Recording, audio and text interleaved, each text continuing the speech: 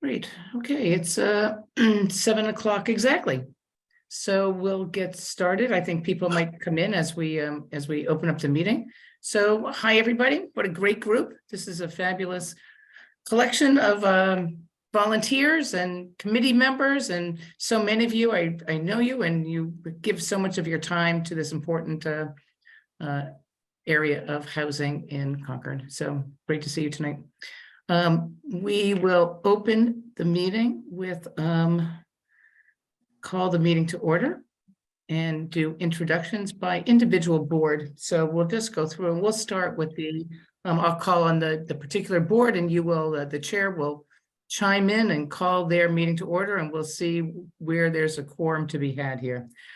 So we'll start with the Concord Municipal Affordable Housing Trust. Thanks very much, Liz, and welcome everybody to the Concord Housing Roundtable.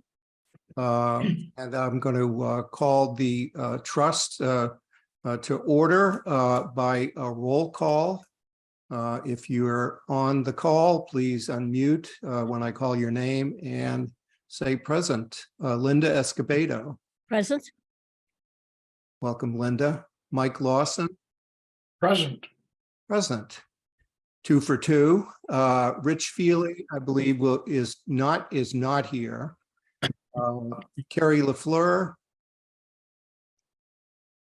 not here, and Keith Bergman present. So we have 3 out of 5, and we have a quorum. Thanks very much. Great. And the planning board.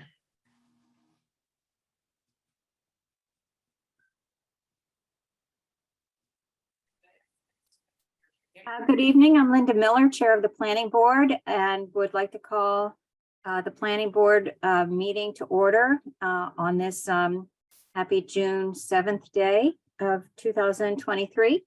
I am present. Is Andrew Boardman here? Present.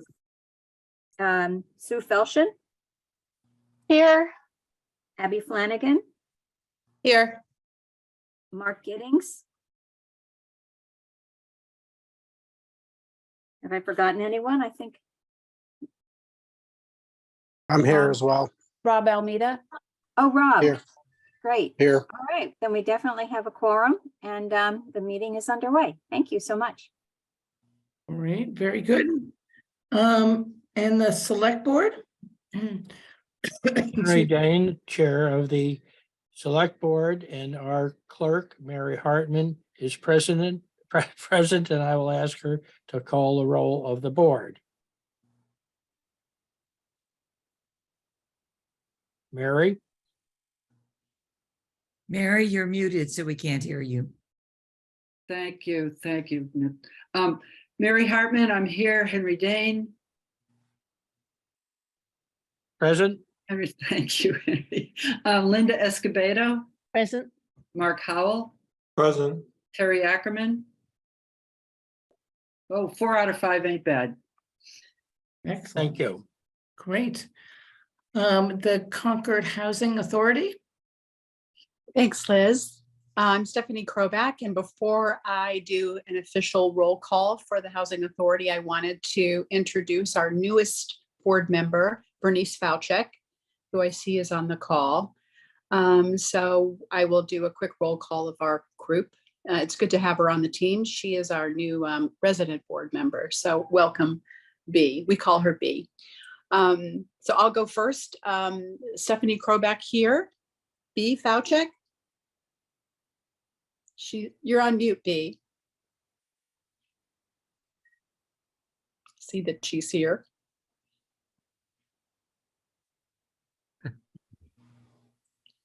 We'll come back to her. Ed Lerner, is he on? Here. Wonderful. Rick Eifler Here. and Stefan Bader, is he on? Yes, I'm here. Present. Awesome. Okay. And V's There's unmuted me. now. And B's here. Are you here? I'm here. Great. Can you hear me?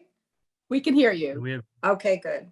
Welcome, B. You- And I also noticed that Charles, our board member emeritus, is on too. It's nice to see you, Charles. Okay, we're ready to go. Great, very good. And the CHDC, Peter, I'll ask you to see about, Sure. I've seen only a couple of us here on the call, Peter Lowett and Julie McClure. Present. Any other CHDC? I think we don't have a quorum, but we're happy to be here. right, so I think that's 2 out of 4, right? I think that you have a membership of 4 pending a new appointee, so I don't even know, does that count as a quorum?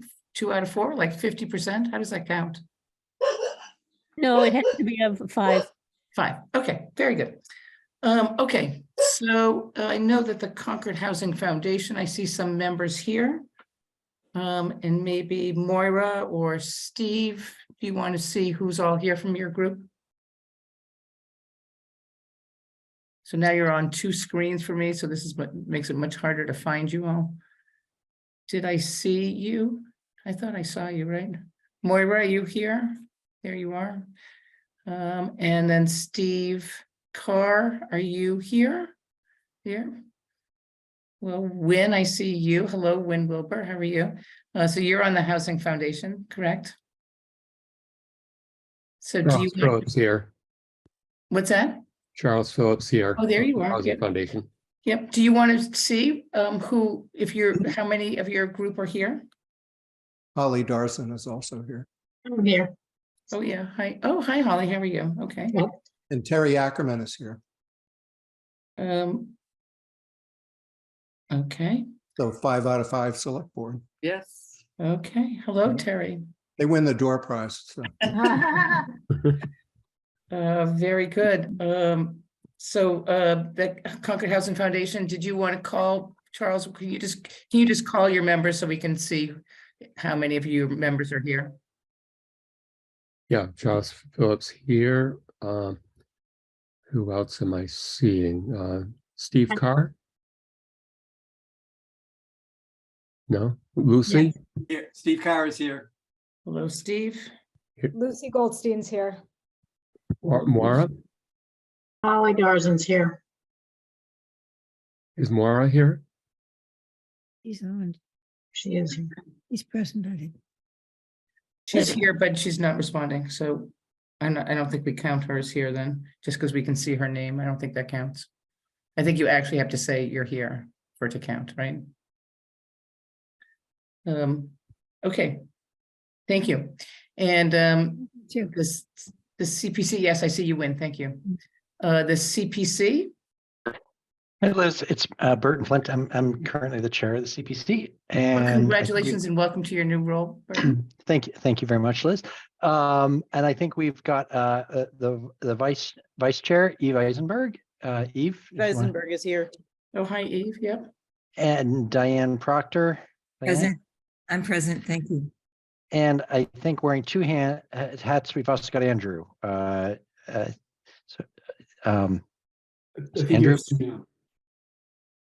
Pardon me? Oh, Sue's replaced. Okay, sorry, it just hadn't been updated. Okay, and so Sue Felshin, are now our designee as well for planning? Woohoo! Present. Thank you very much, Sue. Anybody else that I'm not seeing on the screen from CPC? All right, back to you, Liz. Thanks. And does that represent a quorum for you, Burton? That's not a quorum, but it is more than 2. So I think it's an official meeting. So, but I don't think we can take any action on anything. Okay, very good. Okay, I think that we have all of the groups that we would need to officially open the meeting for, unless someone feels that they have need to open the meeting for their group that's here, that I can't really see all the people, but I think that that's all we were expecting. Liz, I'm sorry. Can I just also mention, sorry to interrupt course. you, but Jennifer Polito, our executive director from the Concord Housing Authority, is on too. Just wanted to recognize her. Great, Jennifer. Nice to see you. Thanks. Nice to see everyone. Thanks, Stephanie. Oh, there you are. Yep, very good. Liz? Rick Eifler is trying to get. Sure. Hi, Rick. I believe Ed is our member on the CPC and he's here. I'm not sure that I'm an actual member. I'm the liaison between the Housing Authority and the CPC. No, I think you're actually a member. I think you are a member, because I think you, I think Sorry, I you vote should've- when you go there. Thank you. That actually makes you a member. Welcome. Okay. And Ed, I originally got on the CPC thinking I was just a liaison, but membership is, you're definitely a member. You vote on things.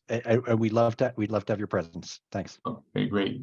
Charles is keeping me advised of how I should be acting here. So he was the previous one. Great.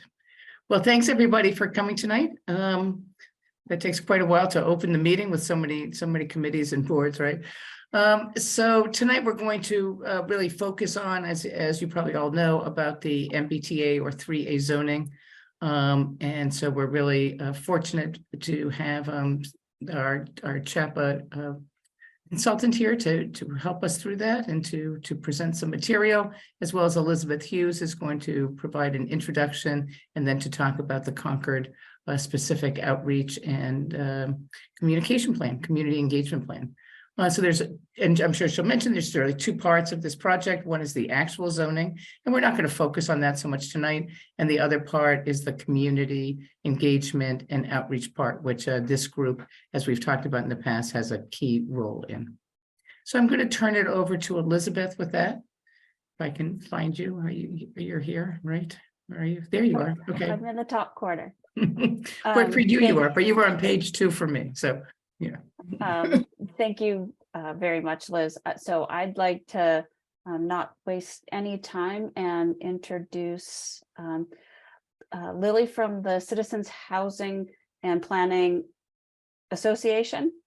Yes, she is CHAPA's community engagement specialist, and she has been working with quite a number of communities and cities and helping them, navigate this process, and has a presentation that she'll go through and really get us all fired up to how we can, really come together as a community and work to move forward.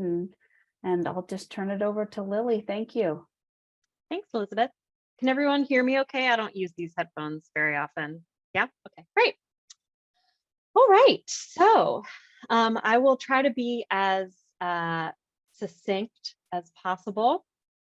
And I hope to be able to take some of your questions afterwards as well.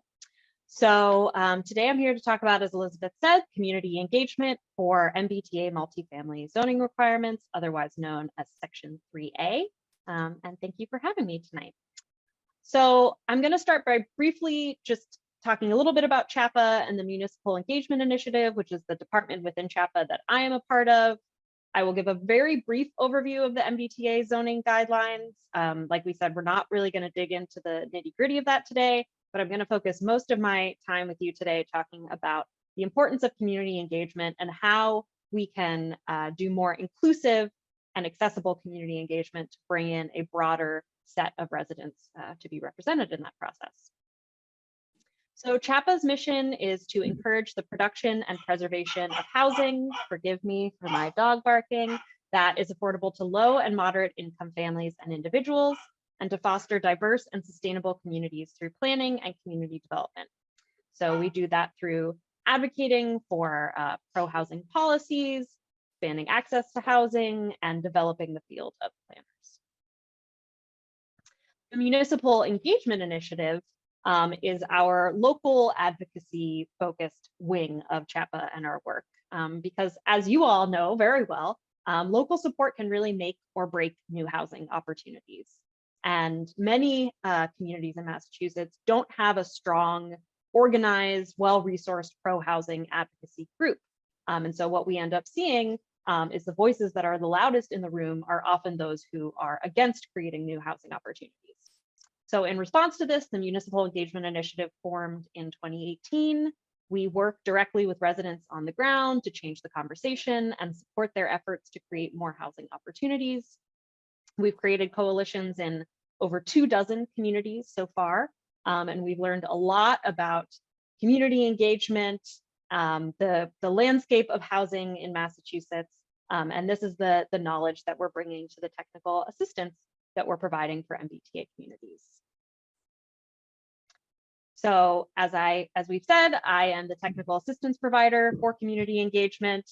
Concord planning staff are already engaged in that technical assistance, which primarily consists of small community cohorts. So Concord is in a group with Andover, Belmont, Reading, and Norwood, learning from their peers, hearing about what other folks are doing, what's working, what's not working, sharing ideas. It's been a really great group of folks. I've really enjoyed those meetings.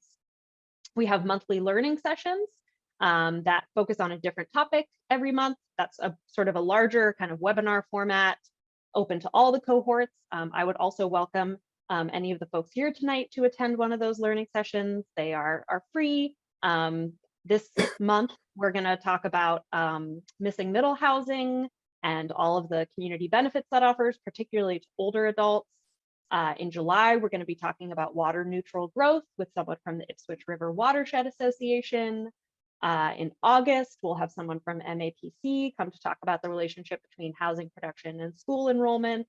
It's really pretty much anything that has to do with 3A in some way or another.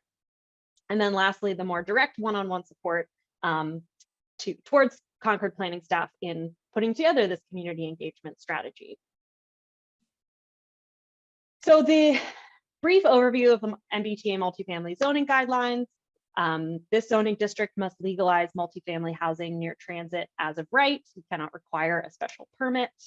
It impacts all 177 MBTA communities, which includes rapid transit communities, commuter rail communities, adjacent communities, and adjacent small towns. The difference just being the size of the population.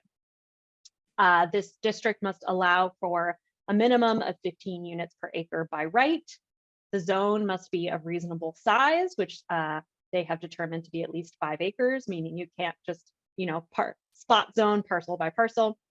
There cannot be any age restrictions, and it must be suitable for families. So you can't put bedroom restrictions and say that only, 1 bedroom or studio apartments could be developed.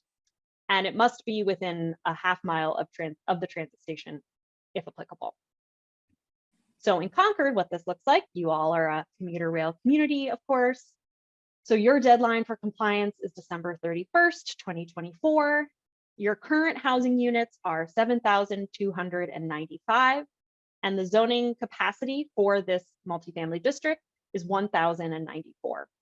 I want to be really explicit about this because there has been a lot of confusion on this topic.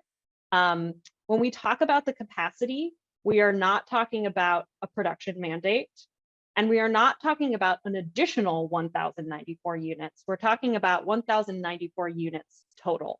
So whatever district you determine, theoretically, if a flood came and washed everything away, you would be allowed to replace whatever was there with up to 1,094 units by right. But depending on the district that you choose, there may already be 800 units of housing, in which case it would really only be an additional capacity of 294 units. So this is something there's been a lot of confusion about. So really wanting to help spread the word, make sure residents understand. They hear 1,094, a lot of alarm bells are going off, thinking that there's, trucks are going to show up overnight and be bulldozing houses and building skyscrapers. And that's definitely not what we're looking at here. The minimum land area must be 50 acres, meaning this district not be smaller than 50 acres total. And the developable station area within that half mile is 519 acres. 50% of the district needs to be located in that station area, and the other 50% could theoretically go wherever you see fit. So the focus of what I want to talk about is the importance of representation in community engagement as you embark on this process in determining your 3A district. One of the big motivating factors in the creation of the Municipal Engagement Initiative was a report called Neighborhood Defenders. It's now out as a book. I highly recommend checking it out. You can go to housingpolitics.com. And this was conducted by some researchers at Boston University. They observed thousands of hours of public meetings on housing in Massachusetts. And what they found is that, and I'm sure this will not be surprising to many of you who attend a lot of these meetings, The folks who show up to these meetings generally and overwhelmingly do not represent the community as a whole, both demographically and in terms of their opinion. They are overwhelmingly older, whiter, more likely to be male, more likely to be homeowners, and are generally there to oppose new development. And this trend persists in both high and low cost cities. And often when you see this resistance in wealthier neighborhoods, it pushes development into lower income neighborhoods who maybe don't have the same kind of resources, which exacerbates gentrification and displacement. You can see here, this is one of the data sets that they collected looking at the difference between registered voters and commenters. And you can see that there's a disparity of underrepresentation of women and overrepresentation of white people, folks over 50, and homeowners. And it's also important to note that this is just compared to voters, registered voters, not necessarily the population as a whole. So if we were to look at truly the entire population, the disparity would probably be even greater. And this is averaged across all of the communities they looked at. So of course, it's going to differ community by community. But across the board, the majority of folks showing up to these meetings are there to oppose multifamily housing. Even in places where support is the highest, it still is not managing to reach that 50% threshold. Each of these dots represents a different community. And we also see pretty significant disparities in the level of support by race and homeownership status. So you can see that among white commenters, non-homeowners are more likely to support new housing compared to homeowners. Black residents, whether homeowners or non-homeowners, are significantly more likely to support it than white residents of any homeownership status. And then you can see as well for Asian residents, much less support among homeowners than non-homeowners.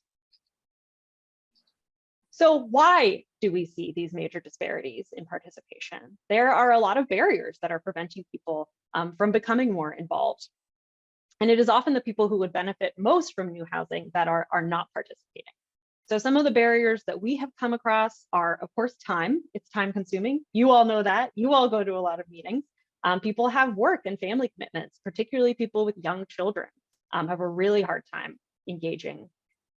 Insufficient outreach, whether it's just not utilizing all of the media channels available, not making the effort to translate outreach, not doing more meaningful kind of on the ground community engaged outreach, bureaucratic gatekeeping. People often just don't even know where to begin. They can't navigate the website. They can't find the agenda. They can't find the Zoom link, or they don't really, if you're new to housing advocacy and you just show up to any planning board meeting, it can be pretty hard to follow what's going on if you don't have context. There's a lot of terminology and jargon. These processes are very long. You might come into something midway. So that is a real challenge for people who want to be engaged. Of course, language barriers are huge. A sense of efficacy. People often feel like they're not being listened to, or what's the point of showing up? What does it really matter? They're going to make the decision they want to make. Harassment is unfortunately something that we are seeing more of. And, unfortunately, I have been witness to, you have probably been witness to, if not in person, at least videos of folks, booing or jeering or swearing at people who have come to speak in favor of creating new housing. And so that is obviously, I've also heard about some folks who are going around to these community meetings, like shoving cameras in people's face, kind of antagonizing them, trying to get them to react. So of course, that's going to be a big deterrent to show up. And then of course, there are people who don't actually currently live in the town, making them ineligible for public comment, but maybe they used to live there. They got pushed out due to housing prices. They would really love to move back, but they're not eligible to voice that at a meeting. There are a lot of things we can do to eliminate these barriers. I'm actually doing a full presentation about this at the Housing Institute next Wednesday. It's the free virtual day on Wednesday. I can put the link in that to that in the chat after this. But if you're interested in this, I'm going to do a whole 75-minute presentation on it. But quickly, a few of them are considering when and where you host events, offering multiple sessions on different days of the week and different times of day. Some people a Saturday morning is much preferable to a Tuesday evening. Providing resources that enable broader participation, food, childcare, translation and interpretation, stipends, fact sheets, so that when folks arrive, they can at least get a baseline understanding of the topic and feel like they can meaningfully participate in the conversation. And setting clear ground rules for engagement, saying from the outright, this is what we're going to be doing today. This is what that process is going to involve. This is what we're discussing. Oftentimes people show up, they want to talk about something else that they're aggrieved about, making it clear, this is what we're talking about today. And also a code of conduct or group agreements, making it clear what are the expectations we have for how we treat each other in these spaces. When you are beginning to put together your community engagement strategy, as the Concord planning staff has been engaged in, the first questions I always tell people to ask themselves are, what is your end goal here? What is your timeline? Here we have a very clear timeline, December 31st, 2024, for final compliance.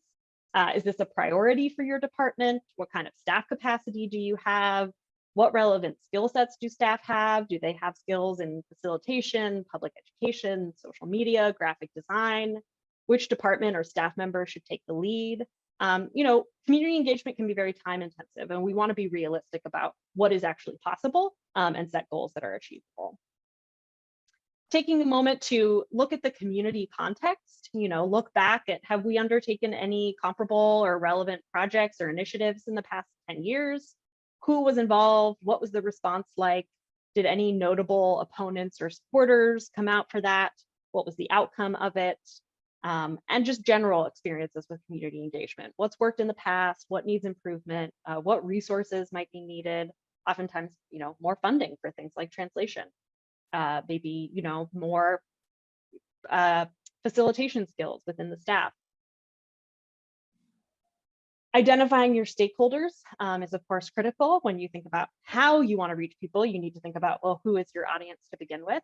And I'm always wanting to push people to go beyond the usual suspects, make sure that you're reaching out to renters, to people of color, young people, parents of young children, people with disabilities, people with low or no income, undocumented residents, non-English speaking residents, and residents of public and affordable housing are so often left out of these conversations.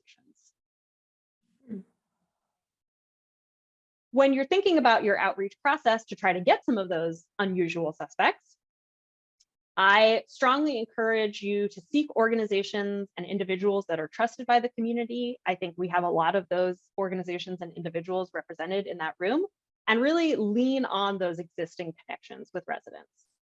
Community coalitions, social service organizations, people with lived experience, local nonprofit organizations, folks who are deeply engaged in the community, and that when they speak, people listen and they trust them is really important.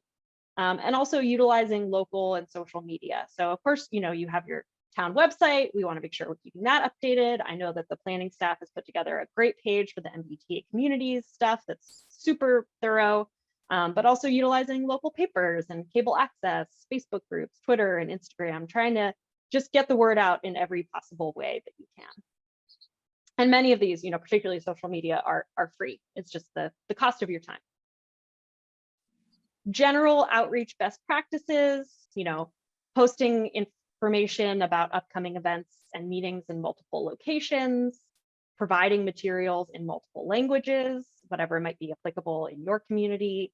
Typically, town staff has that kind of information about what are the top non-English languages spoken. Being really explicit about what the event or meeting is for. Keeping your language concise, using visuals whenever possible. I really recommend creating a mailing list for people interested in this particular issue, whether it's a Google group or whatever kind of other software you all might use for mailing lists. And also including, if you put together a flyer or social media post, including a QR code or some kind of link where people can register for any events or sign up for the mailing list. And lastly, I'll just quickly go through some of the different meeting types and formats. So of course there is the traditional, maybe not well beloved, but well-known open public meeting or hearing. These do enable a broad reach. And they are, of course, all meetings are time intensive, but they are less time intensive for staff in terms of the preparation that is required. But they do, create many barriers to participation for residents. The barriers that I referenced earlier, I would say show up most frequently in that open public meeting format. Panels, forums, and webinars are great tools to educate the public, bring in new voices. Sometimes having an outside voice that isn't a town planner or a planning board member, someone who's a subject expert, can create like a little bit of space for staff, maybe have a more neutral face that doesn't have like an agenda to be able to talk to residents about this issue. Depending on who that person is, you might potentially fail to reach new audiences and just kind of bring in the same folks who are already involved. But I think if you bring in, interesting kind of unique folks to participate in a panel, it can be a great way to bring in different audience members who might be, particularly interested in that person or their perspective. They are more time intensive to plan, just coordinating all the, people you want to have attend and doing the outreach, having the planning meetings to prepare for the panel. Interactive events, whether it's, the classic design charrette or mapping exercise, facilitated small group conversations. I'm a big fan of poster boards with visuals you can put sticky notes on and stickers and respond and give your direct feedback. And they're much more engaging for residents. It's an opportunity to build trust and community. But again, they are more time intensive and can be more costly. I do think that it is worth it, however, for I think the quality of feedback that you get. I have seen more and more communities utilizing focus groups in order to get feedback on plans or policies that the community is putting together. This can be a really, I think, particularly potent way to engage with underrepresented groups, especially, for example, in Newton, they had a series of affinity focus groups. So there was a focus group just for renters, a focus group just for people of color, a focus group just for people, 65 and plus.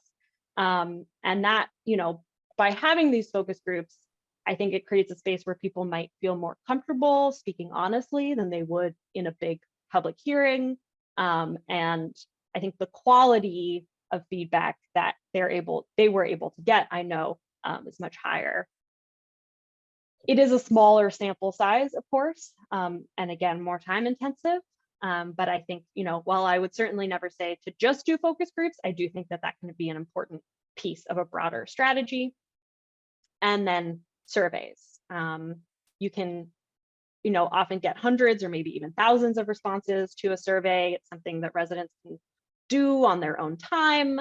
It's not, typically these surveys take 5 to 10 minutes to fill out. It's not as much of an ask. The downside is that you're asking them to select from a predetermined menu of options. It's harder to get more nuanced feedback. So surveys are something that, can often be more useful maybe a little bit later in the process when some proposals have started to be pulled together to get feedback on them. And then, of course, meeting location. Virtual meetings are very convenient. To be able to bring all 50 of us here today is certainly much easier to do over Zoom. You don't have to travel to wherever the meeting might be. And it's very easy also over Zoom to provide interpretation and closed captioning. It's easier to manage disruptive participants. Luckily, it seems like we moved out of the era of Zoom bombing, but if you do find yourself with a very disruptive participant, you can, kick them out of the meeting if that becomes necessary.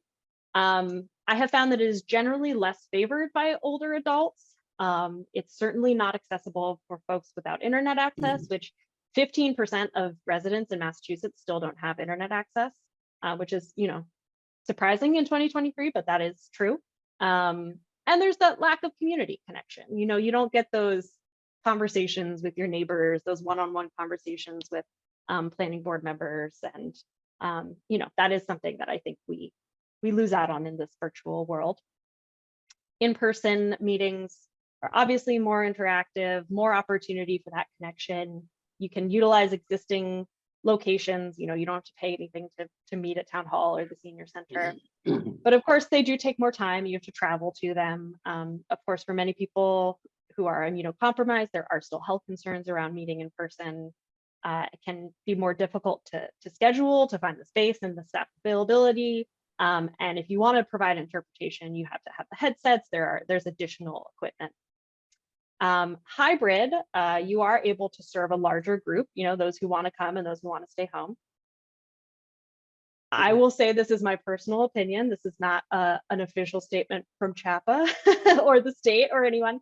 I am not a particular fan of hybrid meetings. I think they present a lot of technical challenges. They are quite time intensive. You need special equipment. If someone's giving a presentation, you need someone running the slides in person. You need someone running another copy of the slides over Zoom. If you have interpretation, you need live interpreters with the headsets in the room. You need other interpreters interpreting over Zoom. You need more staffing. You need multiple cameras and microphones. The folks at MAPC have put together an amazing hybrid community engagement hub where they have all kinds of tips and tricks. But I will be candid that I find them to be the most in time intensive and challenging. And I generally recommend that folks do a virtual event and then a separate in-person event to be able to meet both of those needs. I honestly think it's less work to do them separately than to try to do a hybrid event. But that's, again, just my opinion. But best of all, the ideal scenario is that you meet people where they are. Going to farmers markets, little league games, community fairs and festivals, any kind of community gathering space where you are most likely going to get a pretty broad representation of the community.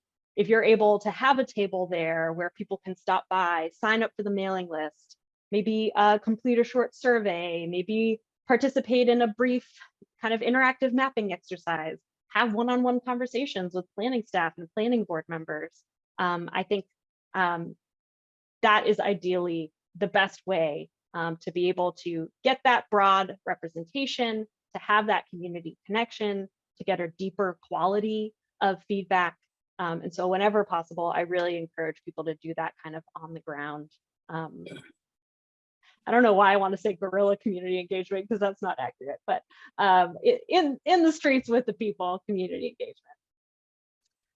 And with that, I would love to hear if people have any questions.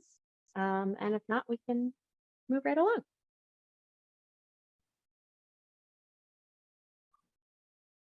Thank you, Lily. Yeah. Stephanie? Hi, yeah, I just want to make sure I understand, Lily, what compliance means for December 31st, 24.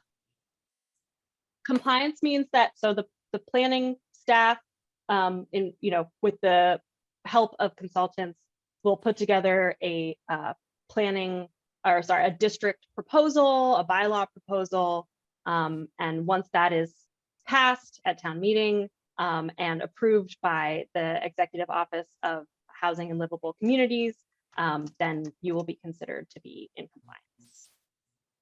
Thank you. Mary. Oh, thank you. Thank you, Lily. That was very informative. I really appreciate your energy and your enthusiasm. That was fun to see. I've got two questions. One is, I didn't hear you say anything about the messaging that we should be putting out there. So, if you have any advice there, I would, and especially messages to for the opposition, because there are going to be people opposed to this. We have to be realistic about that. So what are some messages there? That's my first question. And my second question is, based on your other towns that you've looked at, who actually coordinates? This is a lot of work. It's valuable work, but it's a lot of work. So who within the town that you're working for actually coordinates all this work? So those are my questions. Yeah, great questions. Thank you, Mary. So, I mean, gosh, the talking points piece, I could talk about for 12 plus hours. And I do have a lot of materials that I can share with this group. And this is something I'd be happy to, have a more in-depth conversation about in the future. A few things I'll say off the bat. I know that the planning staff have already put together a few kind of frequently asked question informational one-pagers that are currently on the MBTA communities page to be able to kind of address some of those concerns. You know, we know we're always going to hear about schools. We're always going to hear about traffic, you know, water and sewer and other broader infrastructure questions, parking, you know, sustainability. These are the things that we can design standards. These are the things that we can really count on always hearing. And so being prepared to respond to those is so important. And I'm really glad that you're bringing that up here. So I know that the planning staff has these one-pagers already going, and they also have a frequently asked question document that they put together and are, I believe, continuing to update and develop. So I think those can provide really helpful kind of data points for you all.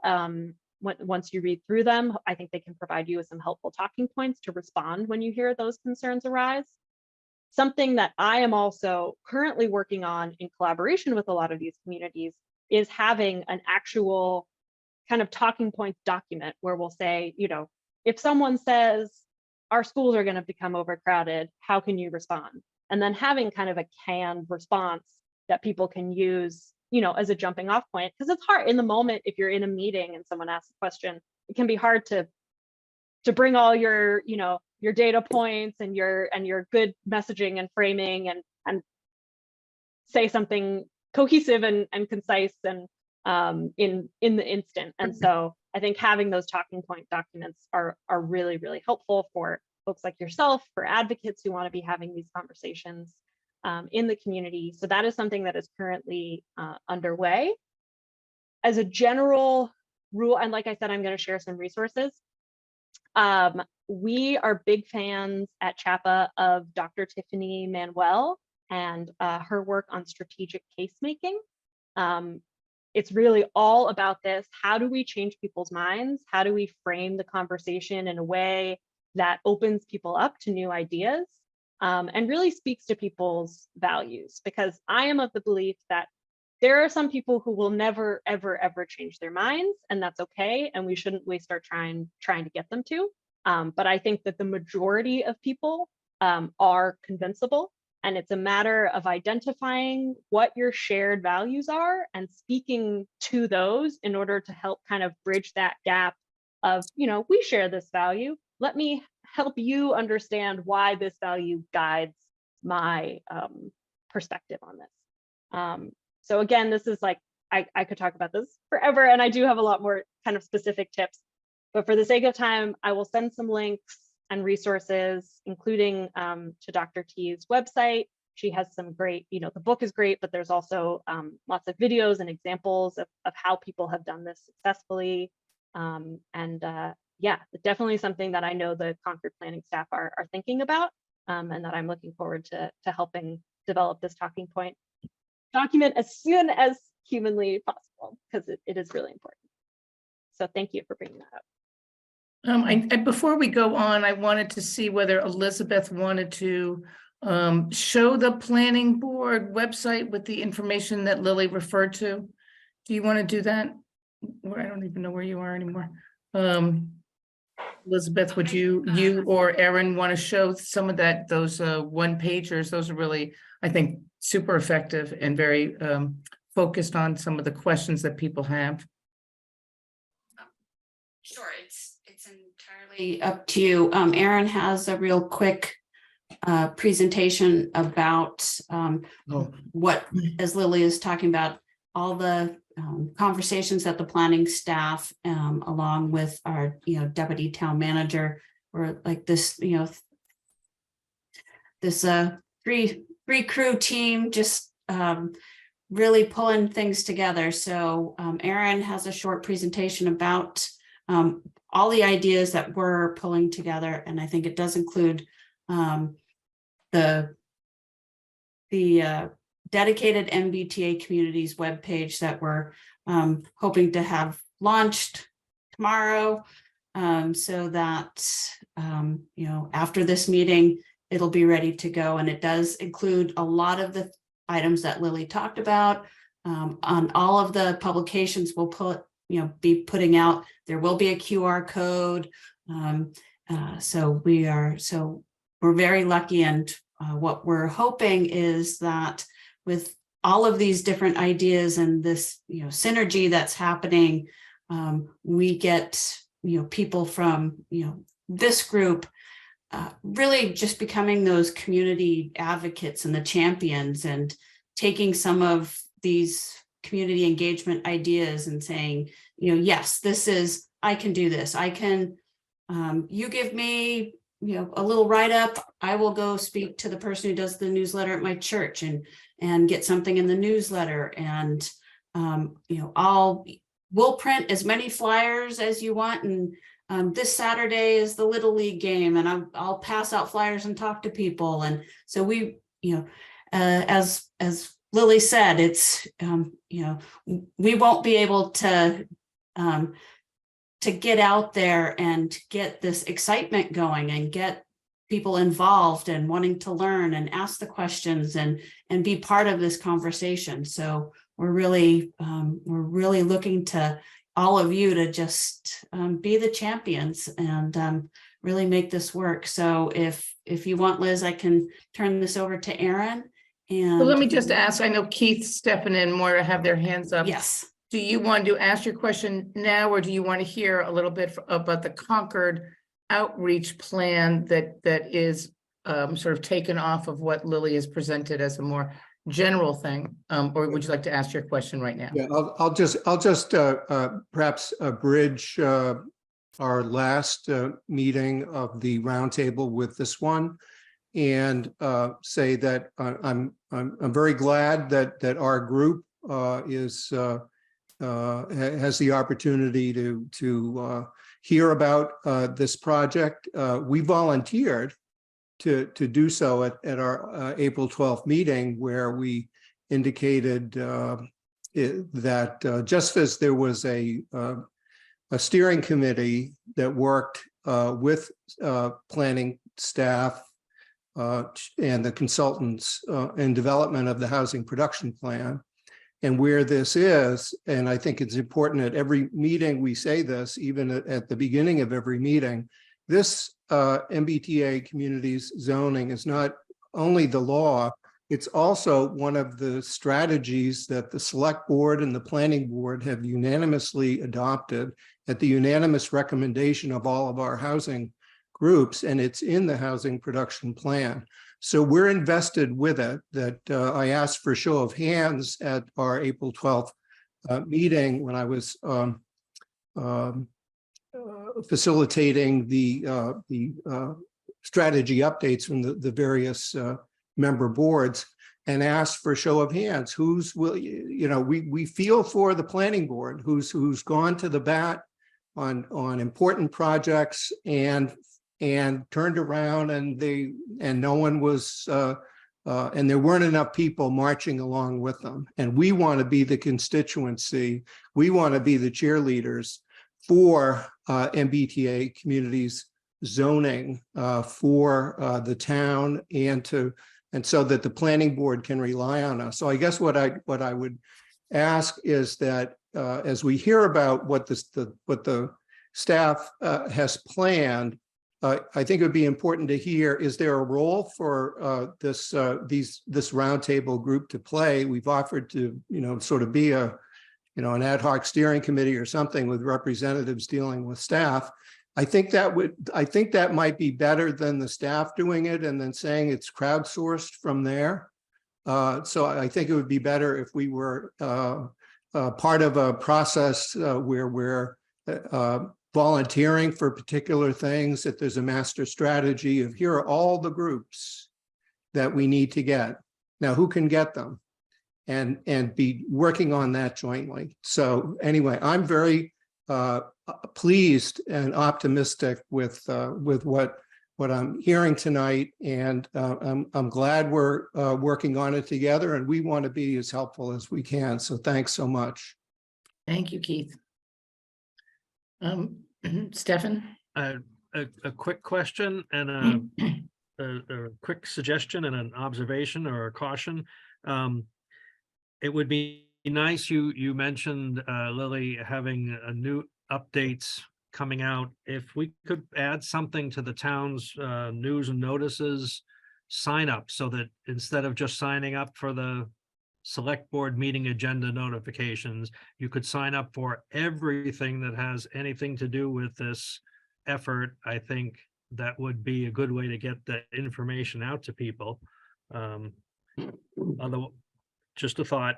And a cautionary note, this is an open public meeting, anybody can attend, and you should probably think about the fact that there may be people who are on the opposition side who are also in attendance at this meeting. So that's just something to remain aware of.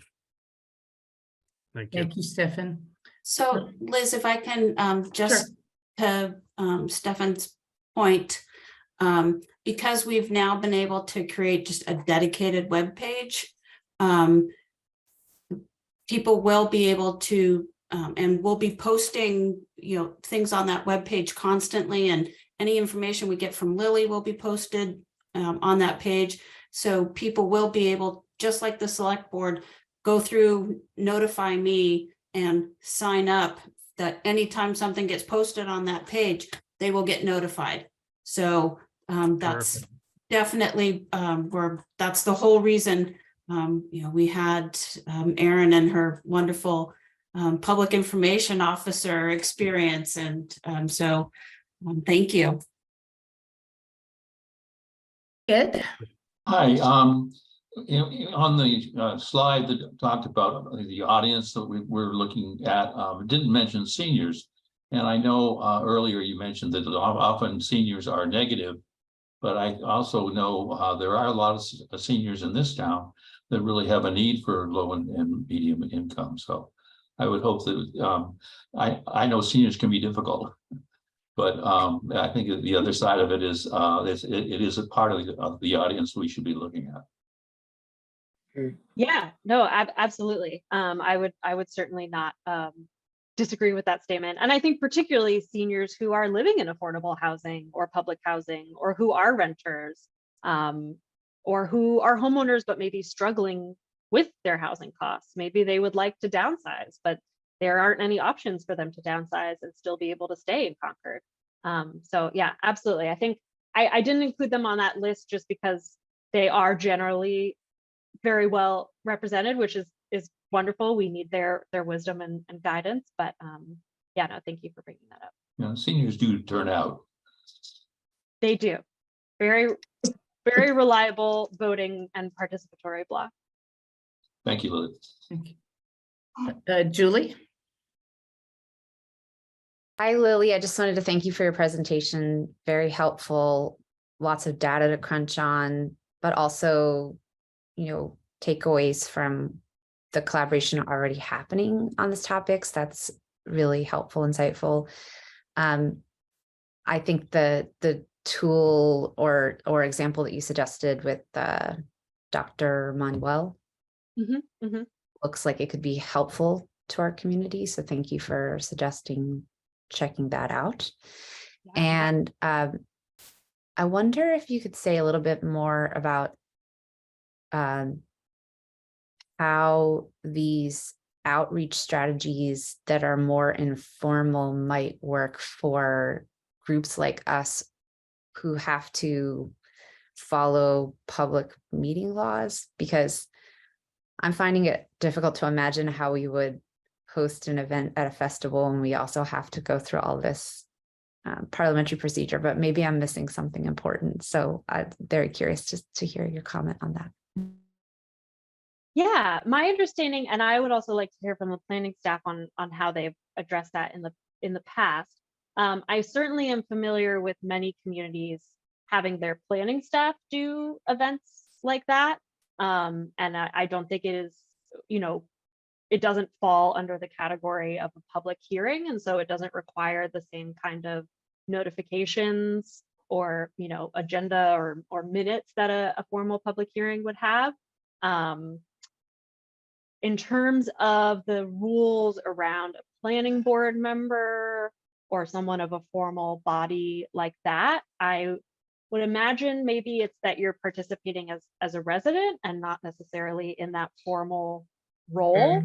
But in terms of the rules around that, I would have to turn to the Concord folks to know how you've handled that before. So I can say that in the past, when I've had my committee table at different events, they post it as a meeting and simply put together minutes that said we attended this event and spoke with people and it was great.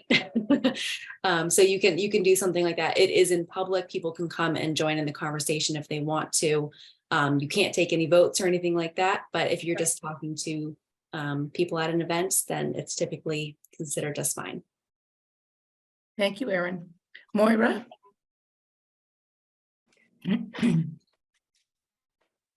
Thank you so much, Lily. I love your youth.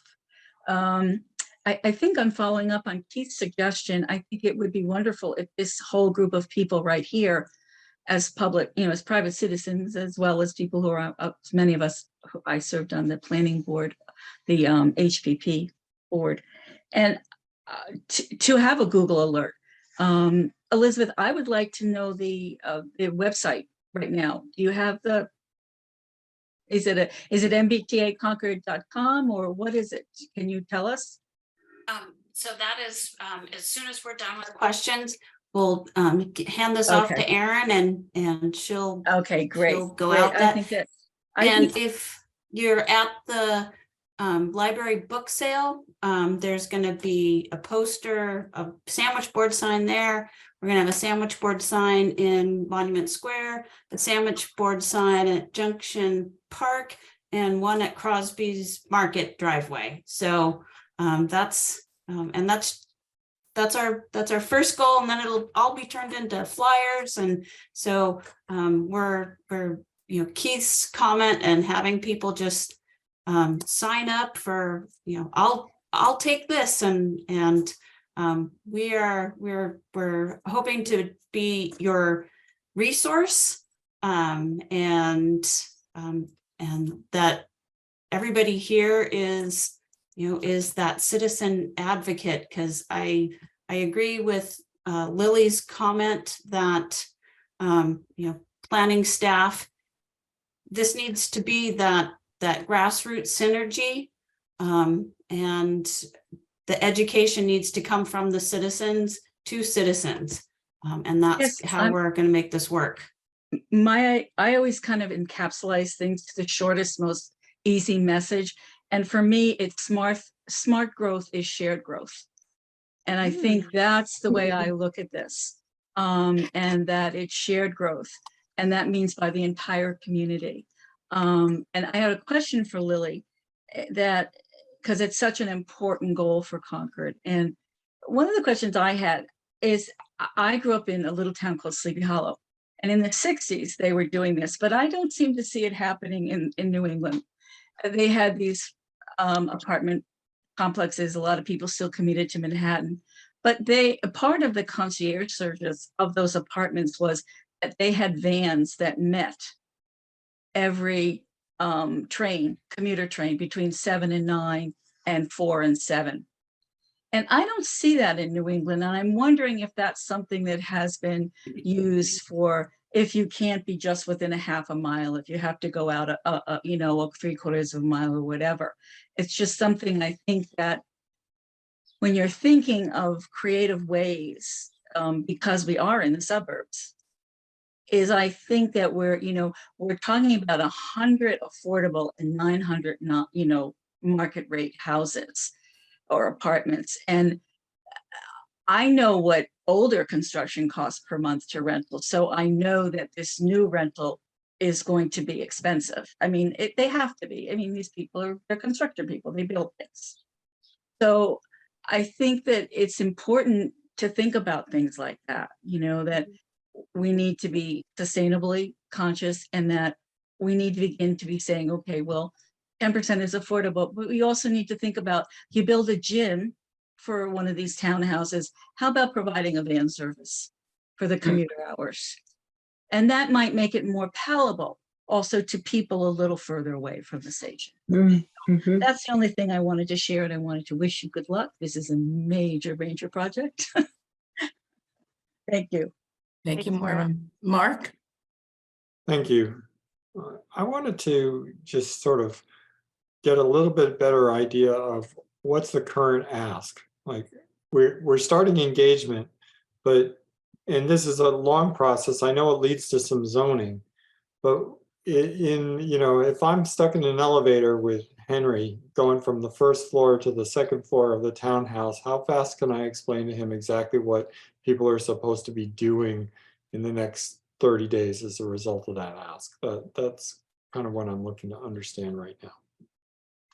I think that's the perfect opportunity to throw it to Aaron to share the plan.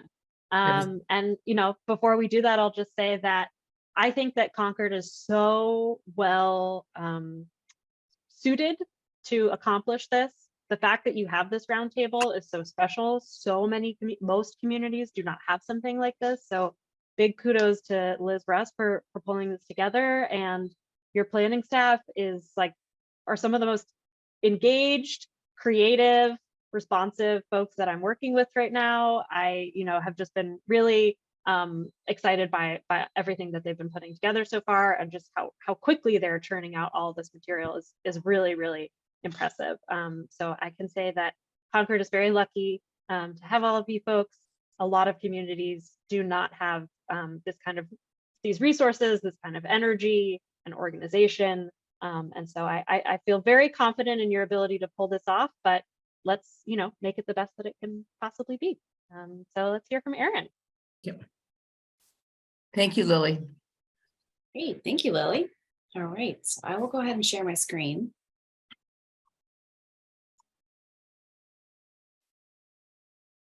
All right. Can everyone see that okay? Yep. Perfect. Yes, we can see it, Erin. Well done. Thank you. All right, so I believe that Keith mentioned this. Who are we supposed to be engaging here? So we went through our big list of boards and committees and put together sort of the key boards and committees that are sort of the people who are going to have to take some sort of action on this, or are going to have a major role in this. Those are the Select Board, Planning Board, Public Works, Finance, and then all of our lovely housing groups. We also went through and looked at what are some boards and committees and additional groups that might be interested in this work, might be groups that we can lean on, people that might be interested in this in some way, some form. Groups like the school committee, they're going to be interested in one way or another. The Council on Aging, we were just talking about how people might want to be downsizing. They may not want to be in a big 3,000 square foot house anymore. They may be looking for something that's a little bit more manageable when they get older. Transportation Advisory Committee, we want people to be able to walk to the MBTA. That's kind of a big part of this. And that also pulls in the Climate Action Committee. So all of these different things are going to be major players. And so these are all groups that we want to be pulling in and being a part of this sort of inner circle, keeping everybody up to date and making sure that people understand what's going on and how we can help them and how they can help us. Some of the other groups that we've been looking at, some of them have already been mentioned, like churches and religious groups. Obviously, the residents in the neighborhoods are going to be a big part of this. Our business partnership, the League of Women Voters. I'm sure we could create a list twice this long, but this is sort of our starting point of who we want to really be engaging with, and how we sort of want to build that grassroots effort for how we can move forward. To click. There we go. So sort of what we're looking at here is, this is just sort of phase one of our plan. So we are looking at May to June right now. We're doing things like the Housing Roundtable discussion today. We're going to be hosting a MBTA Communities Zoning 101 information session on June 28th. That will be advertised. We're going to be sending out some direct mailings. There's going to be posters everywhere, as Elizabeth mentioned. We have the website that we are finalizing right now. I think we have it pretty good, but we're going to give it one last look over. We have one-page documents, we have social media package that we're putting together, bookmarks, things like that. We're trying to make sure that we are getting all these different pieces in place so that when somebody asks you, well, what is MBTA communities? You can pass them a bookmark that has the website, a QR code, and some basic information on it. We want to make this easy for people, and we want to make it so that we can really make this outreach engaging and useful. Going into July and August, we're going to be doing more of those visioning and mapping sessions to really sort of getting into the nitty gritty of what the community wants to see, as well as what's necessary because of this zoning. We're also going to be preparing that draft zoning so that we can really dive into what that's going to mean in September when everybody gets back from summer breaks. Diving into September, looking at those maps in more specificity, going through the draft zoning with everybody in the community.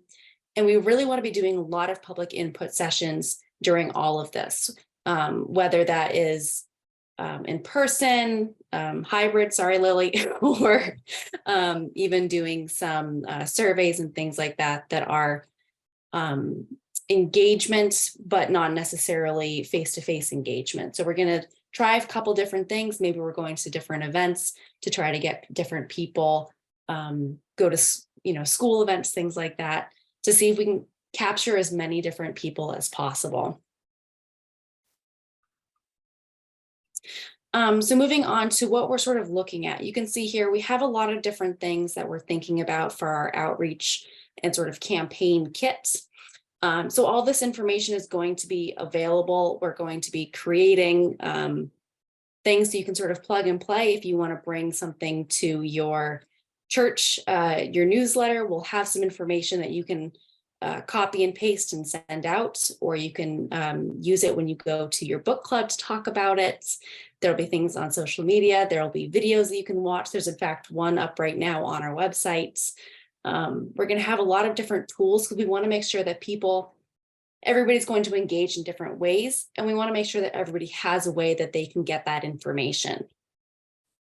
On the right is an example of a social media post as well, just to sort of give you a taste of what this could be like. And then I can give you all a sneak preview of what the website looks like. Just give me 1 second.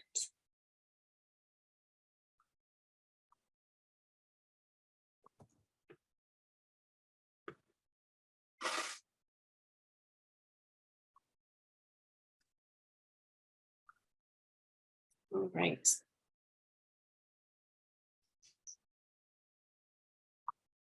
So this is the MBTA Communities webpage that we put together right now. It's always going to be a work in progress. We're going to continually update it with new information. The FAQs are similar. There are always going to be new things that are coming. Here's a video on why multifamily housing in the MBTA zoning makes sense and what it is. It's a quick, I think it's 3 or 4 minutes, and it's pretty well done, I thought. These are our one-pagers that provide you with some basic information pulled from the housing production plan, sort of what is zoning, things like what could multifamily housing look like in Concord, what do we already have, and just some basic information so you have something to go off of, something to go back and refer to, something to educate yourself and other people as well. We also have the draft maps. These are things that we put together strictly for information purposes. So we have a starting off point. We have to start somewhere. So we started right here. It's not necessarily going to be what you see the next time you look at the page. It's going to be constantly changing as we get inputs and we learn new things about this may not be enough land to fulfill our zoning requirements, or maybe too much. Some basic information and how to get to the state's websites. And then we have all kinds of information down here at the bottom just to share what we already have right now, and our FAQs are down here at the bottom. You can get to all of this by going to concordma.gov/FAQs. MBTA communities. Or you can just go to the town website and it's under the planning division. We're also hoping to very soon, we're fingers crossed going to get it in the next couple of days, have a button on the front of the town's website so that'll be nice and easy to find that information so you can pass it on to others.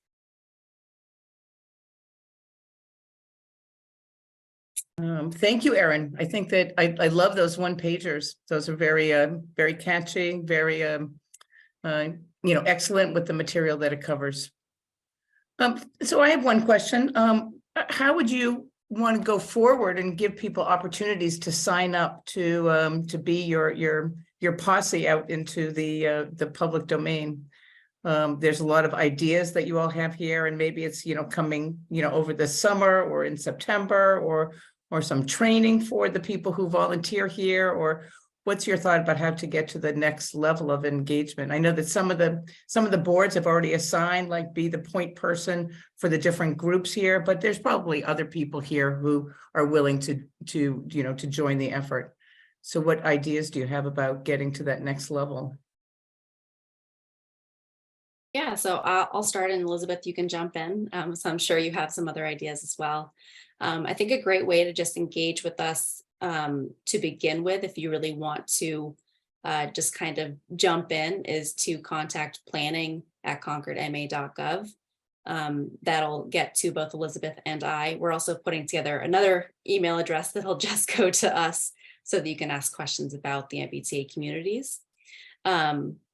But I think that also we're going to be putting together, like Lily mentioned, or there's going to be talking points that we can give to people, and you can use this information to go to, to your book club and talk about it, or to your neighbors, because it's really going to be a grassroots effort. And if you have any questions, you could certainly reach out to us and talk to us about it. I think we're going to be talking somewhat more about all of this too at the June 28th public information session that we're going to be having. So I will add, it's gonna take us, a couple more days to, just refine this list, and, flesh out different ideas and how, if somebody wants to, stand out with, in front of Crosby's with a flyer, it's like, okay, well, we're putting all these one pagers together. That's great. If somebody wants to just have a morning coffee in their neighborhood, then, we have to think about, okay, what material can we provide them to help, with that? And it may be, the talking points and other ideas. So as we flesh out all of these materials and structure how they go together best with all the different engagement ideas, that's going to take, it's going to take a few more days to pull that together. But in the meantime, if there's anybody that has, I have an affinity to talk to people at my son's baseball game, I'd be great to hand out a flyer. Send us an email so we have your email address, what you think your preference is on how you best engage with people, because it's not all about just getting out there and getting the word out. The person who's doing that has to be in a setting where they're comfortable in that type of engagement. So, not everybody can stand outside and hand out flyers and just talk to people, but if it's a neighborhood coffee, they may feel more engaged about that. So we kind of want people to, tell us what you feel you can do and what you think you're going to need to help you do that. And for right now, until we get everything lined up, just sending us an email with that information would be phenomenal. Sure, thank you. Keith, then Stephanie, then Wynn. Thanks. I just took a look at that website. It looks great. I think I didn't see, though, the reference from the housing production plan about the strategy for pursuing MBTA community zoning with inclusionary zoning. I mean, there is a goal. I think we ought to plaster that somewhere and then explain what it means. The term inclusionary, it's not. It just doesn't fall off the tongue. It would ensure that at least 10%, if that's the correct percentage of the housing that gets built in one of these overlay districts is affordable. I think that and so it's my understanding now, we're basically, the volunteers are to be ambassadors to go out to various groups. I think it's important that we get our charge straight, though, if that's what we're to do, that because are we being asked to engage people in the process? Just pay attention to the process. Here it is. They're going to be deciding what the zoning bylaw says in this time frame. They're going to be doing the map then, or we to simply talk about the need for housing and to tell people to stay alert as the town rolls out further phase 2, I guess, or you know, where does the drafting of the of the zoning come in and public input? Because the product we're selling hasn't been, that we're marketing hasn't been made yet, right? And it's going to be a community effort to make it, I guess, because we want it to pass town meeting. So we're taking the time to figure out what is the,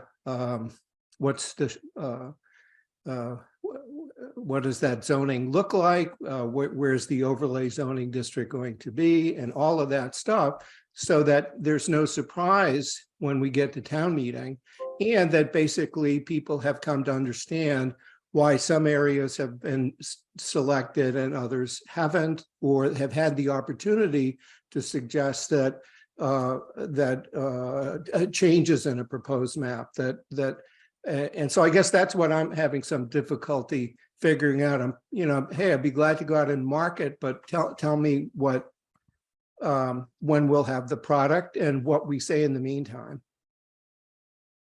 Right. So to the first point about the messaging, some people are comfortable with just getting out there in the messaging, hey, this event is happening, you really need to, come.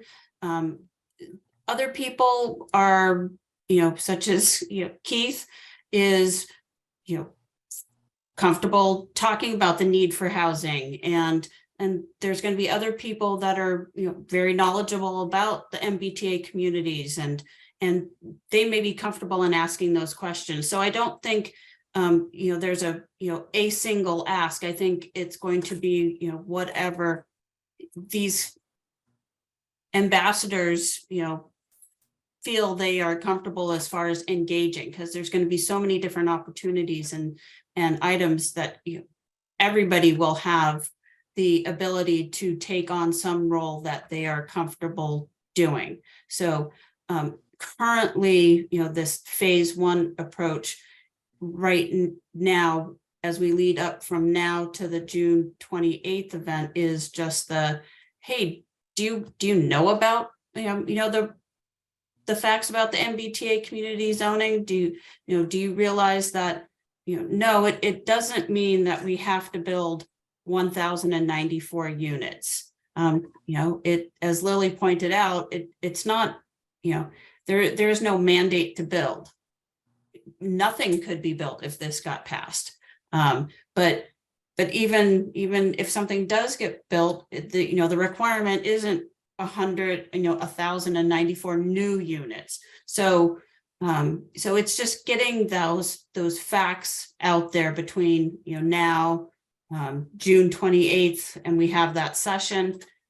We talked this afternoon about it's very hard in July and August to move forward with drafting zoning, but we need to keep the engagement process happening. So as Lily pointed out, we'll have the event, June 28th, just come learn about the MBTA, zoning and the requirements and, the facts and what is, required.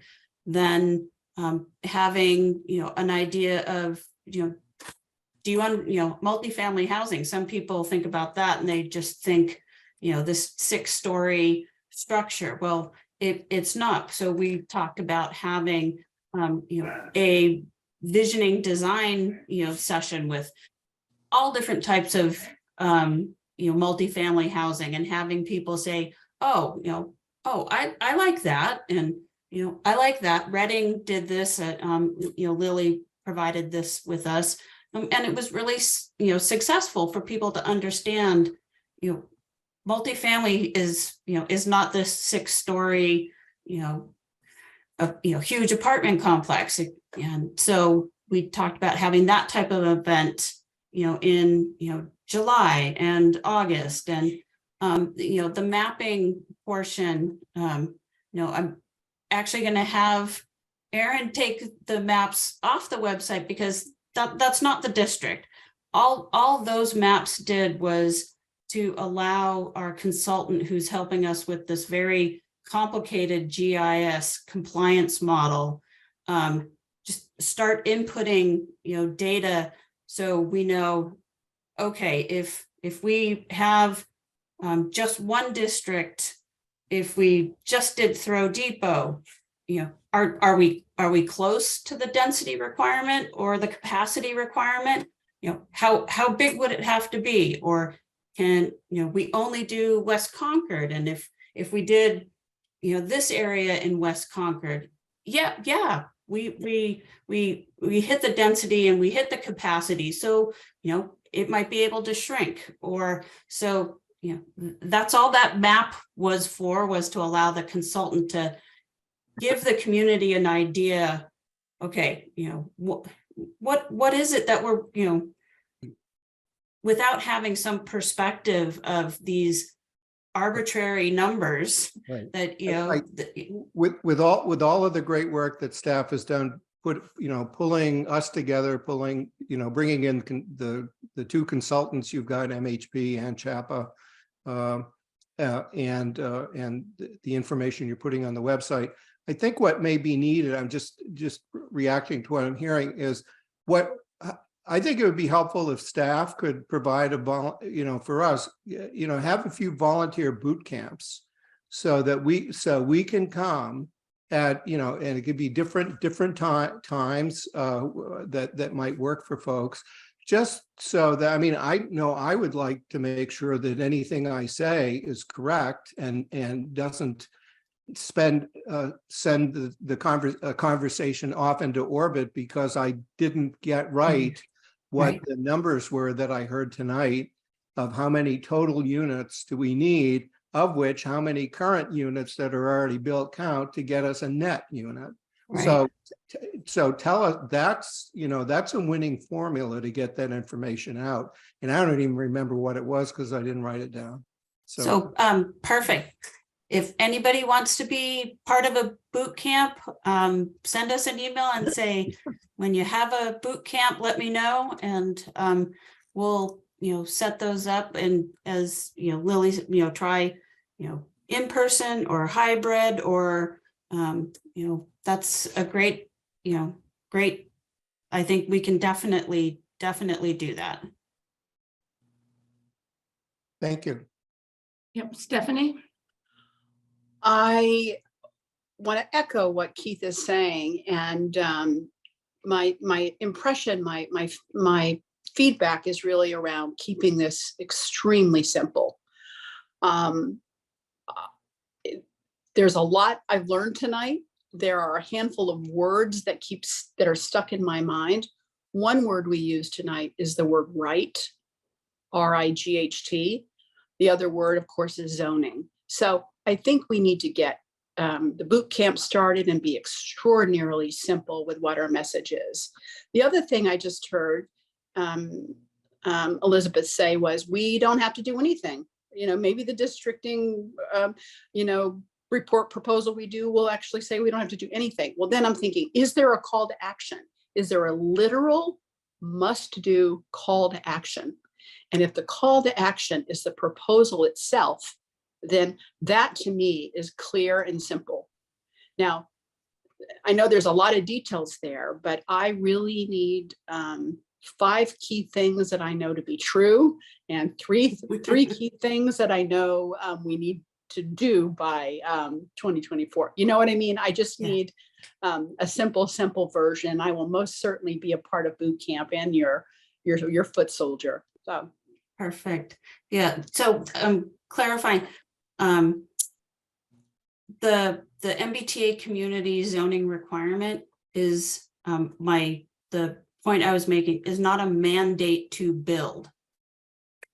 So that's a key message. To me, that's an example of a very, very, very important message.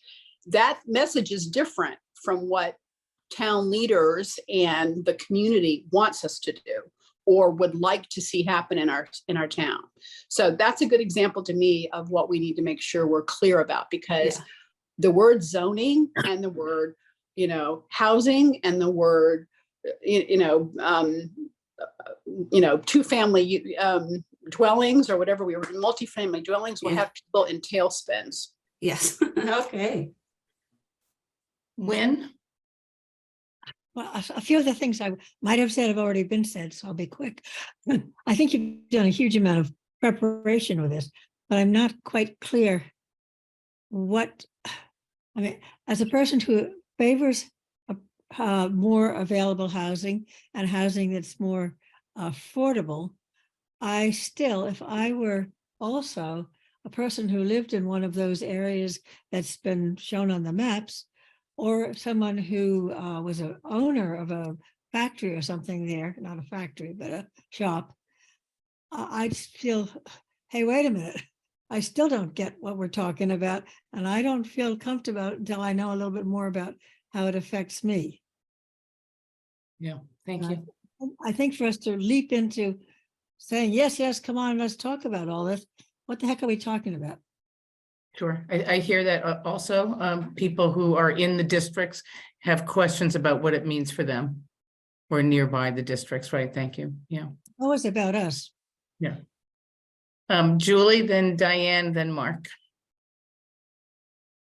I was delighted that Keith was able to find the website because I am a millennial and I heard the URL and I still haven't been able to find it because I tend to go through Google or through a homepage, and I just wonder if there's a SEO, like search engine optimization happening as a part of the plan. I think it'd be great to be able to say to people, just Google X and you'll find it, because I Googled Town of Concord MBTA communities and it got me to websites of other towns as a result.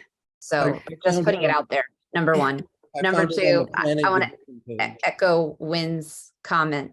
I think the preparation looks amazing, aside from my feedback about that, which isn't meant to detract from what appears to be really good work. It's offered in good faith.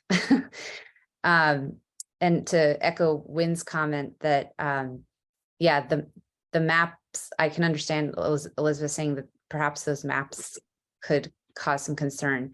First of all, given that West Concord is historically the more modest side of town, I think it would be a perceived imposition to see a map like that for a lot of people who've lived here a long time.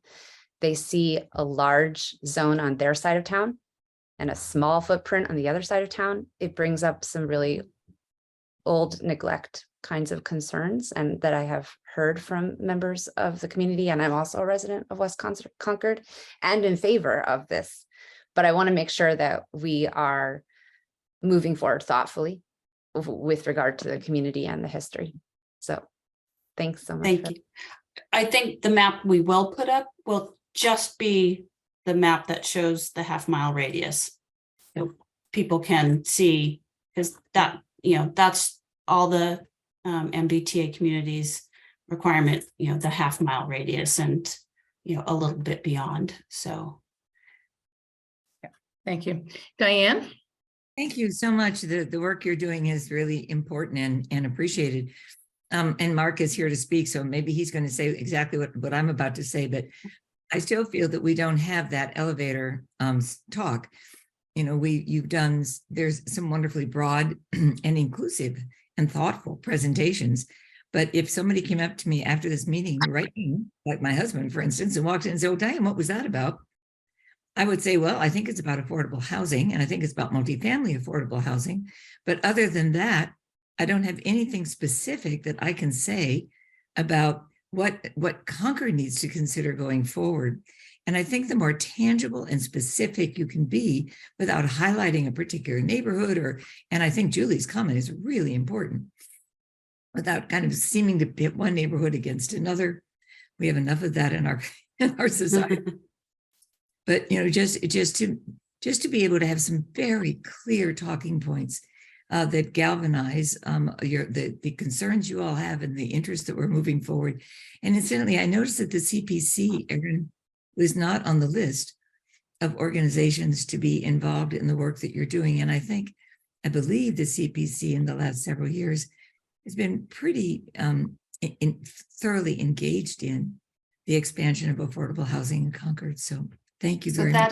that is definitely an oversight, and yeah, trust me, you are always in our thoughts and our minds, and you are definitely added to that list. It may have been there and I just missed it, but it's, you know. No, it might not have been. And that, that is the other thing, is people email us, if you have, an idea for engagement, or, oh, hey, did you know about this group? Or, and somebody else had mentioned in some of our conversations, town staff, I don't participate in any, neighborhood chat groups or, online neighborhood chat groups. So maybe, somebody here does have a neighborhood chat group, and hey, I'd be willing, once you have all your, engagement material, I could use this and that, and I'll put it out to my neighborhood chat. So that,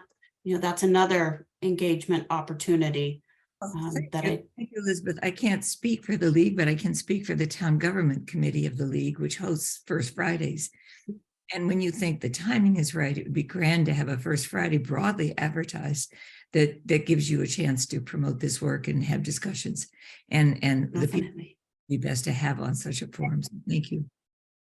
Yeah, I think that's probably a great idea. And I think that it's very timely for this presentation, this material to come in June. And I know it's not, the level of detail that people are talking about, but I think to introduce this plan and the concepts to this wide group here is an important first step to then go forward with the more detailed and the boot camp and giving people the detailed information. It would have been, I think, a little too much to have that also here with the introduction of the whole outreach plan. It's a lot. I mean, we've already been at it for an hour and a half and we're still at the high level, right? Imagine if we were trying to get to all of our elevator speeches at the same time, right? But going into the end of June, and so that really in September, this is kind of fresh in everyone's mind. So then you can really pick up the implementation and the next level of detail, because this part's already behind us, I think, is one part of the strategy. Fantastic. And as you know, I don't mean it critically. I'm just trying to. No, I think that, yeah. So we can be effective. Thank you. Yep. Mark? So I am going to try to do exactly what Diane suggested I was going to do, which is put in place what are we supposed to be doing now kind of answer to my question. And I've been listening as carefully as I can be, so you guys can check me whether I got the message, and hopefully this is the message that you really want to say. The key thing, I think, is that in May and June, in other words, now, and for a fairly short period following now, we're trying to answer some questions and educate the community as broadly as we can about what is MBTA communities, why should we get excited about it, and how they can get involved in it. So those are the things for the next 2 months. In July and August, the important thing is collecting what the community wants to see. What are their concerns? What is their input around that? And it better be really clear exactly who they're giving that input to, how it's not going to get lost in the sauce and somehow over, so we really need to say, if you want to put your input into MBTA communities, you need to make sure you're talking to Elizabeth Hughes or sending that idea to planning@concordma.gov or something that everybody has sort of stamped in. This is how you get your, get your input in, get your voice heard. In September, someone, haven't heard who yet, is going to engage in draft zoning for MBTA communities. And at that point, it's no longer what's it about, although there'll be people coming into the fold all along. It's going to be, what do you think of this idea? And please give us your feedback on data on this idea. And that has to happen in September so that from October to December, there can be a refinement of whatever that zoning proposal is, because between January and town meeting, there's going to be promotion of the refined zoning plan. Now, if I got any of that wrong, please tell me where I made a mistake. I don't think you've got any of that wrong, except don't just send your emails to me. We're gonna create a dedicated, well, we're gonna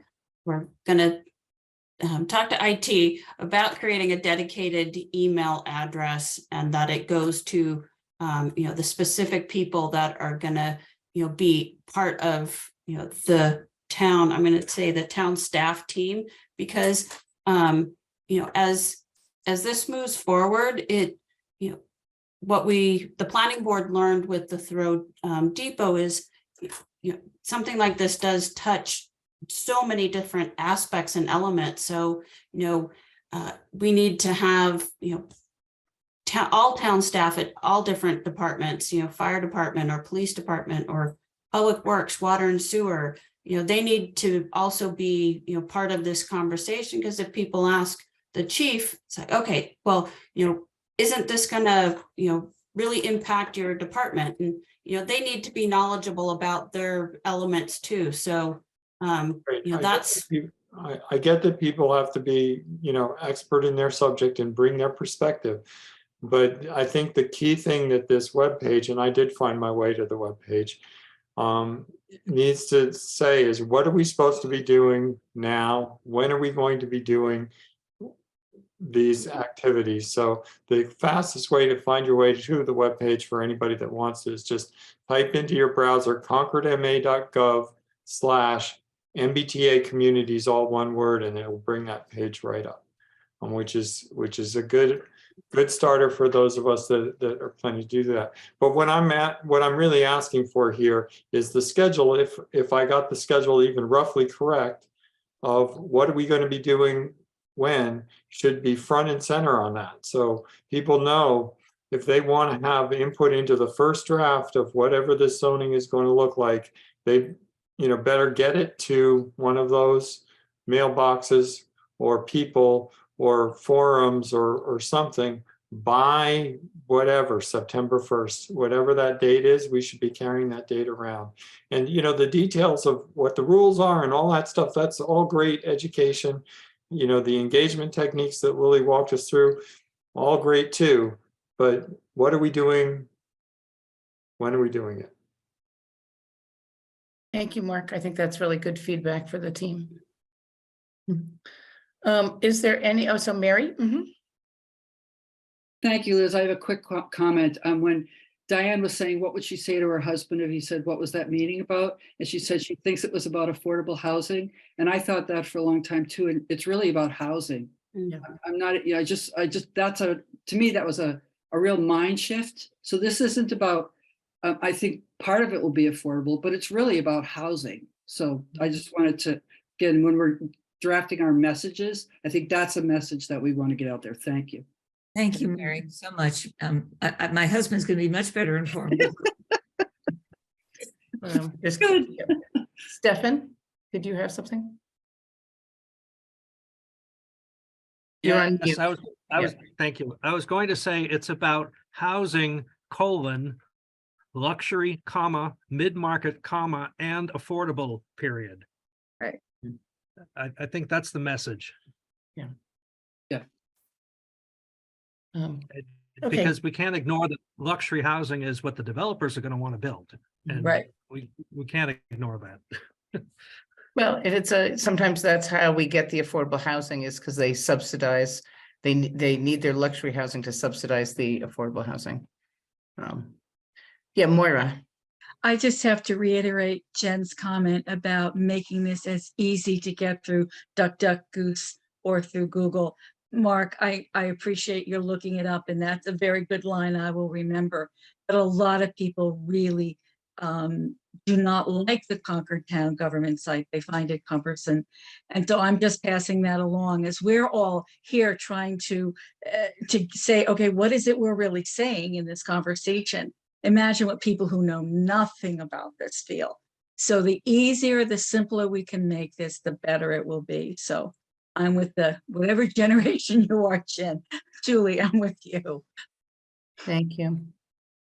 I will mention that because the website just went up today, it doesn't have any hits on it. And so it won't come up when you just do a Google search. The more people go to it, it will begin to come up when you search for it. So that's how we get there. So keep searching for it and it'll keep coming up. Great. All right, well, thank you, everyone. That was just really a great presentation and conversation. Megan? Hi, yes, I just wanted to say hello. My name is Megan Zamudo. I'm the Deputy Town Manager. I haven't met all of you, but I hope to soon in person. And this has been such a fantastic conversation. I've been on the job here about 2 months, and I'm blown away by the caliber of volunteers. Really, I can't emphasize that enough. It's wonderful, and it makes me so excited to work with you all and be part of this. Just a couple takeaways I wanted to mention. You know, we've said, of course, this effort, it is a requirement, it is the law, it's a major initiative of the current administration. And it's really a call to action to do our part with this housing crisis, and be part of the solution, which I know, you know, we all want to do. And as Keith mentioned, it's an opportunity to meet our housing production plan goal and also goals in Envision Concord 2030. Because that does mention, you know, multifamily housing and exploring how that can be part of it. So, you know, calling on all the folks that did so much work for those plans and probably others as I'm starting to kind of dive through them. It is great to have this opportunity here. And a deadline, we all do better on a deadline, I think, at least I do, to kind of push this forward and have a win in these areas that we've already committed to as a community. I've heard some really wonderful ideas tonight, and I think the ones that, you know, the ones that I really want to put into action immediately is the idea of a steering committee. So I think getting a member from each one of these groups potentially to work with staff to help work together to work on this message, craft the message, come up with what our next plans are here along with the outreach plan. I think that's a great takeaway. So I think the staff and I, you know, we'll go back and look at that and maybe reaching out to some of you all to get that together. So thank you for that idea. And also the volunteer boot camps. I think that's fantastic. So thank you all for your ideas. And I just wanted to say that. So thank you. Great. So Liz, if I can, I just want to extend an incredible thank you to Lily, because you know she has been absolutely amazing to work with, and you know, as I think it was Maura said, her vibrancy and excitement about this is infectious. So thank you. Thank Right. you. Well- Thanks for having me. You know, I'm still young, so I got to use it before it goes away. What we really want to know is how do we compare with Lexington? Because I know they compare themselves with Concord a lot, so. Yeah, you know, Lexington came out of the gate so fast and furious that they actually did not consult with me at all. They were just sort of off to the races, really when everyone else was just kind of arriving to the track. So I will say that so something that the Municipal Engagement Initiative does is called Making the Case. It's a monthly meeting for housing practitioners and advocates all around the state to come together and learn on different topics. You might have remembered me talking about my monthly learning sessions. That's something I'm doing specifically for MBTA communities.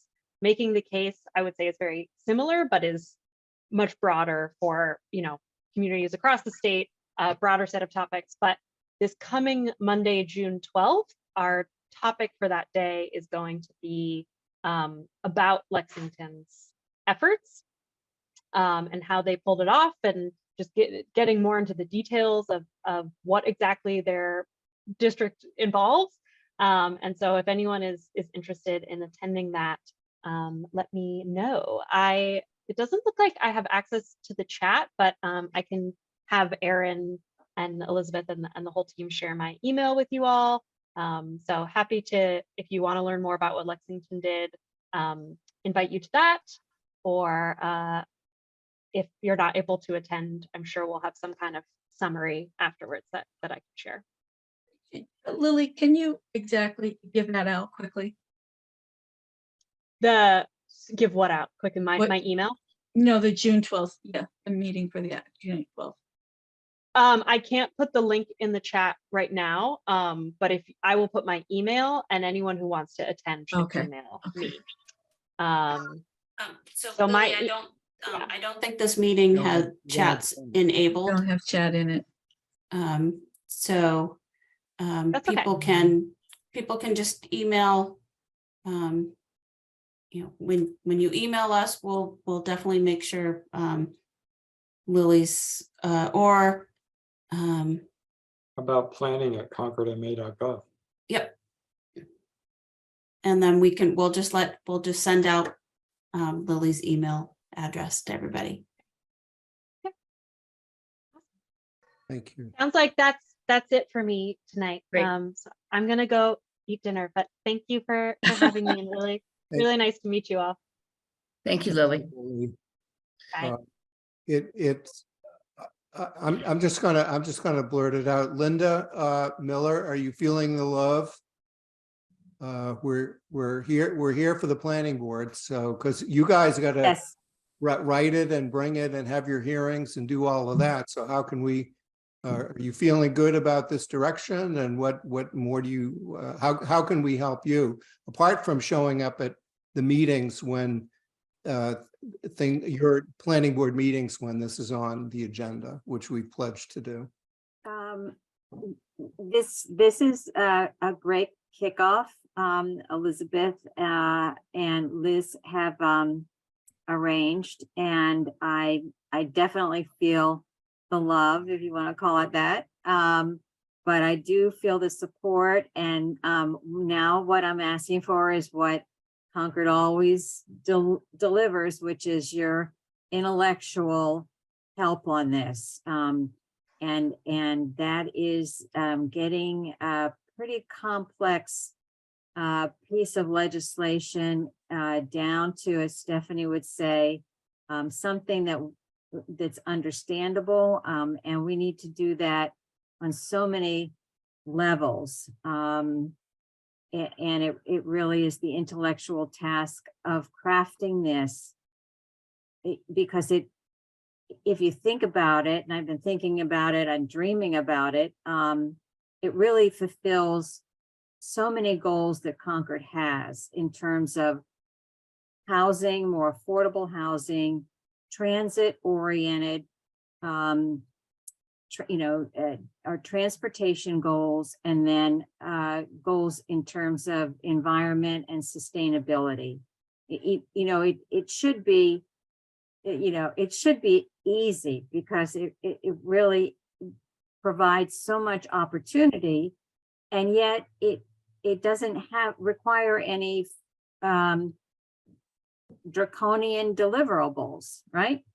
It gives everyone the opportunity to do things that are right for the town. So I think it should work, but it's a lot of heavy lifting and a lot of thoughtfulness in terms of how to structure this so it is, when we get to April or May and present this to the town, that we all sit back and say, this is the best plan that we can come up with. And that's what I'll ask you now, is for not the love, but for the best plan. So help with that. And I know we can do it. Thank you, Linda. Stefan, do you have any last comments before we break? Quick question, is there a time and a place for the June 28th meeting that's not on the town calendar and I don't see it on the webpage yet? Or is that still to be determined? Nope, we were just the other day able to secure the Harvey Wheeler Community Center Auditorium and Clock Tower. If would love to be able to fill both. And 6:30 to 8:30. Perfect. Thank you, Great. Elizabeth. Thank Great. you. Mike Lawson. Yes, thank you. Linda and her committee mates are going to have to do an awful lot of hefty lifting, and I'm sure hopeful that we'll all pitch in whenever we can. But it seems to me a parallel activity that we might undertake or ask the select board to undertake is some set of public hearings, not about any particular proposal, because we're not going to have that probably until after the first of the year. But there's a lot of moving parts on what's required and what's not required here. And I think if we get to January and we've got two things we have to do. One, hear about what the planning board proposes and get all of the cobwebs out of everybody's head about what it is and what it isn't. I think that's going to be a difficult road to hoe in just a few months. So my suggestion is that this fall, we begin a series, and perhaps we could ask the select board to host them, a set of hearings where we don't talk about a particular proposal, but we just talk about what this is, what it requires, what it doesn't require, how we're approaching it, how we expect to see it unfold, and begin to educate our fellow citizens about the general situation, so that when we come to what the planning board is actually going to propose, we can, really focus in on that. Yep. Yep, thank you. So I think that this was, as I say, a great conversation and so many good ideas about how to get to the next level and to bring it forward. And I feel fortunate that we're doing this in June and we have a good runway ahead of us. So it's not too late, and we have time for the staff to work on all these great ideas that came up today. And I'm sure we'll be hearing more about them. And I would imagine that we'll convene this group again as the Housing Roundtable in September, and we'll pick this up again then, as well as other items. I think that we probably are out of time tonight to do any other status update, unless anyone has a burning desire to do that. Yeah, I'd make this suggestion that because we didn't get to hear about, updates on other strategies, I don't think we should wait till September to discuss whether we are above or below 10% under the 2020 census. I could report on that right now. We're below 10% by 3 units. Yeah. Wow, that's a lot. Mhm. And so we're below what we ought to talk about what does that mean, and I'd like to hear updates from the other housing groups on what it does mean, what we should do, but also it will be important input for the trust. We will have, once we sign a grant agreement with the CPC, we'll have a total of $3 million available in the Municipal Affordable Housing Trust. And we're in the process of updating what our interim policy guidelines are and bringing those to the select board. But we've talked about coming up with, you know, a joint spending plan for that $3 million. What are we going to spend it on? And what are the needs of the various projects that are in the pipeline? What money is needed when, with the idea of getting above 10% in due course. Now, just it's my understanding DHCD has not, have they publicly issued updated subsidized housing inventories? Because it's the old one on their website. No, that they said that later this month in June. Yeah, so there will come a time later this month when the development community is officially told that Concord is open season. So, and other communities that have fallen below 10%. I think we ought to be talking together about what do we do about it? What's the status of the various projects that are in the housing production plan pipeline? And I don't think that we should wait till September. The trust convened meetings with all of these boards on the call here throughout the summer last year when we tried to tried our best to make sure we did not fall below 10%. And I think we need to commit ourselves to working together this summer in a similar fashion. And so my bottom line would be, I'd suggest that we have another meeting, another roundtable a month from now, and on a date that's convenient for everyone. And let's just pick up that conversation then, because we need to work together. Thanks. And let me just say something on behalf of the select board before we leave.